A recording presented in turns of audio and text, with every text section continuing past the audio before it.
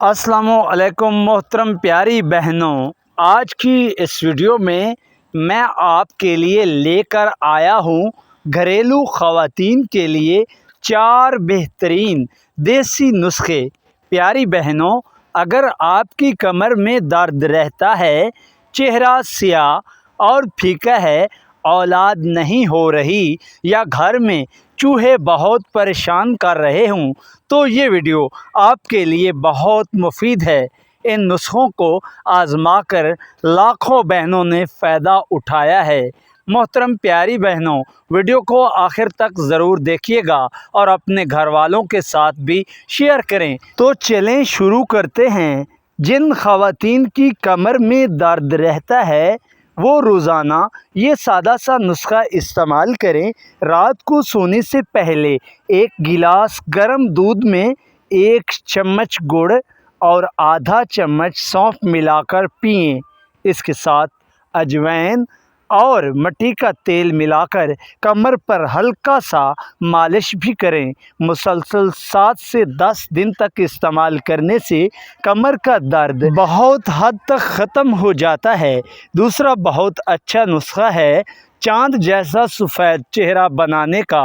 2 چمچ دودھ کی ملائی میں آدھا چمچ ہلدی اور 1 چمچ لیموں کا رس ملا کر اچھی طرح مکس کریں۔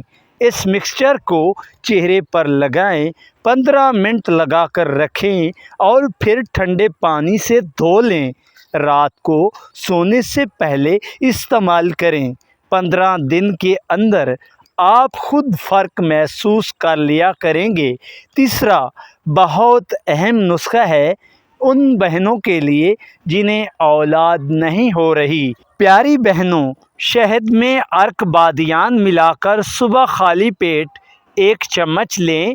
رات کو کھجور، بادام اور دودھ کا گرم مشروب ضرور پئیں۔ اللہ کے حکم سے 1 سے 3 ماہ میں بہت سی بہنوں کو نتیجہ ملا ہے۔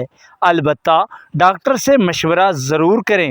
چوتھا نسخہ ہے گھر سے چوہے ختم کرنے کا۔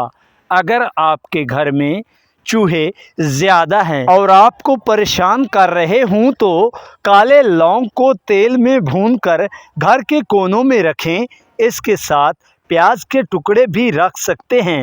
انشاءاللہ تعالی چوہے خود بخود گھر سے بھاگ جائیں گے۔ تو میری پیاری بہنوں، یہ تھے گھریلو خواتین کے لیے 4 بہترین دیسی نسخے۔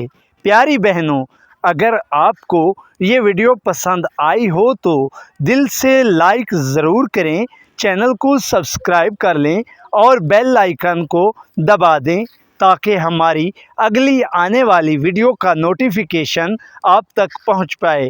اپنی بہنوں اور دوستوں کے ساتھ بھی یہ ویڈیو ضرور شیئر کریں۔ کون سا نسخہ آپ سب سے پہلے آزمائیں گی؟ کمنٹ میں ضرور بتائیں۔ اللہ رب العزت آپ سب کو صحت، خوبصورتی اور خوشحال گھر عطا فرمائے۔ آمین ثم آمین۔ اللہ حافظ۔ اگلی ویڈیو میں ملاقات ہوگی، تب تک اپنا خیال رکھیے گا۔